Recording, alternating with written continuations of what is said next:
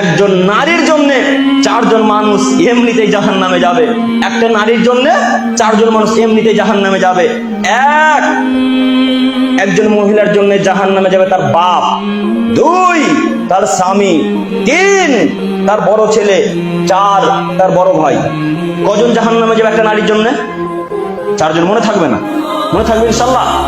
1 তার পিতা, 2 তার স্বামী, 3 তার বড় ছেলে, 4 তার বড় দাদা। যুবক, তুমি তোমার বোনের জন্য জাহান্নামে যেও না গো। 5 ওয়াক্ত সালাত আদায় করে জাহান্নামে যেতে হবে। ওই যে একটু আগে বলছিলাম, তাহাজ্জুদে জান্নাত পেতে চেষ্টা করিয়েন না। জান্নাত পড়ে নাই, জাহান্নাম পড়ে আছে রাস্তাতে। জান্নাত পড়ে নাই যে এমনি চলে গেলে জান্নাতে ঢুকে যান, এমনটা নয়। জাহান্নাম রাস্তাতে পড়ে আছে। জান্নাত খুব কষ্ট করে পাওয়া যায়। দেখবেন একটু বুখারী মুসলিমের হাদিস দেখেন, আমার দিকে তাকান। আবু হুরায়রা রাদিয়াল্লাহু তাআলা আনহু থেকে বর্ণিত, তিনি বলেন রাসূলুল্লাহ সাল্লাল্লাহু আলাইহি ওয়াসাল্লাম বলেছেন, হুজিবাতিন নার বিসওয়াব হুজিবাতিল জান্নাত বিল মাকারিহ। হে আদমের ছেলেমেয়ে, তোমরা একটু আমার দিকে তাকাও। জাহান্নামকে আল্লাহ তাআলা ঘিরে দিয়েছেন একেবারে মনের ইচ্ছা দিয়ে। জাহান্নামকে আল্লাহ তাআলা ঘিরে দিয়েছেন মনের ইচ্ছা দিয়ে, আর জান্নাতকে আল্লাহ তাআলা ঘিরে দিয়েছেন কষ্টনীতি, কায়দা ক্লেশ দিয়ে। বুখারী মুসলিম। কি বুঝলেন? মানে যদি ইচ্ছা করেন তো জাহান্নাম পাবেন, ইচ্ছা করলে জান্নাত পাওয়া যায় না। খুব কষ্ট করে জান্নাত পেতে হয়, খুব কষ্ট করে জান্নাত পেতে হয়। কেমন কষ্ট? মাকে পর্দার ভিতরে রেখে, স্ত্রীকে পর্দার ভিতরে রেখে, নিজের মাকে, নিজের স্ত্রীকে, নিজের বোনকে, নিজের কন্যাকে পর্দার ভিতরে রেখে জান্নাত পেতে হয়। এর নাম হচ্ছে জান্নাত। আল্লাহ নবী সাল্লাল্লাহু আলাইহি ওয়াসাল্লাম যখন জিবরাইল আলাইহিস সালাম যখন আল্লাহ নবী সাল্লাল্লাহু আলাইহি ওয়াসাল্লামকে নিয়ে গেলেন, তখন মুহাম্মদ সাল্লাল্লাহু আলাইহি ওয়াসাল্লাম বলছেন, মুহাম্মদ সাল্লাল্লাহু আলাইহি ওয়াসাল্লামকে বলছেন জিবরাইল আলাইহিস সালাম, মুহাম্মদ সাল্লাল্লাহু আলাইহি ওয়াসাল্লাম, একটু দেখেন না এখানে কে কে আছে, একটু দেখেন না।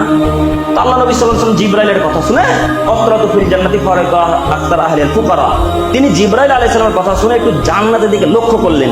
তো এইভাবে আল্লাহ রাসূল উঁকি মেরে জান্নাতের দিকে দেখলেন, তখন দেখলেন শুধু গরিব আর গরিব। জান্নাত বলতে শুধু গরিব আর গরিব, জান্নাত বলতে শুধু গরিব আর গরিব, কিছু ধনী মানুষ। বুখারী মুসলিম। আবার একটু পরে জিবরাইল আলাইহিস সালাম বলছেন, মুহাম্মদ সাল্লাল্লাহু আলাইহি ওয়াসাল্লাম, একটু জাহান্নামের দিকে দেখেন না, জাহান্নামে কে কে আছে। তখন জিবরাইল আলাইহিস সালামের কথা শুনে মুহাম্মদ সাল্লাল্লাহু আলাইহি ওয়াসাল্লাম জাহান্নাম দিকে উকি মারলেন।